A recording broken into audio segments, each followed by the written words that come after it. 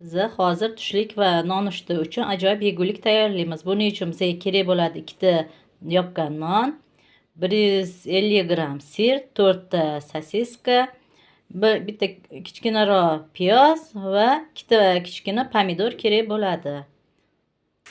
Mana tovaga ozgina yog' soldik. Hozir piyozni solib aralashtiramiz. Ozgina tillarang bo'lguncha piyozimiz qo'rib turamiz. Keyin pomidor solamiz.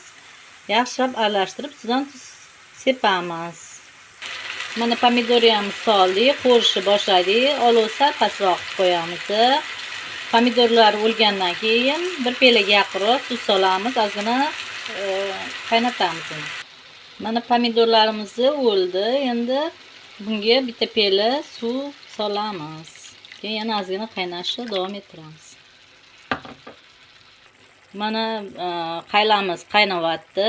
Hozir qishki pomidorlarimiz ozgina nordon bo'ladi. Shuning uchun kichkina qoshiq uchida ozgina shakar solsak bo'ladi. Agarda pomidorimiz suvli bo'ladigan bo'lsa, yarim pelagina suv solsak bo'ladi. Bir pela ko'plik qiladi suvli pomidorga.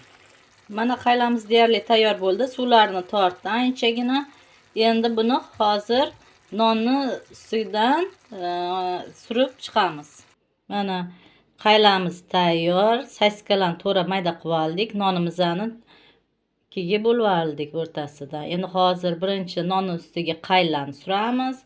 Qaylani o'rniga kepchik sursak ham bo'ladi. Agarda qaylani yoqtirmaydigan bolalar bo'lsa, tez tayyor bo'ladi. Tushlikka nima qilish bilmay turganda tezgina shuni tayyorlab tashlasak ham bo'ladi. Bolalar mazza qilib yeyishadi. Mana qaylamizdan sosikalarni ham qo'yib chiqdik. Mana bitta nonimizga yarmisiga kepchukli, yarmisiga qaylali qildim.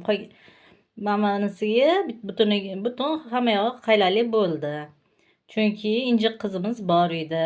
Piyoz yoqtirmaydigan, o'shaning uchun unga qaylali yemaydi. Shuning uchun kepchukli qildik. Yana hozir buni ustidan sir sepib, nonimizning yarmini ustiga yopamiz.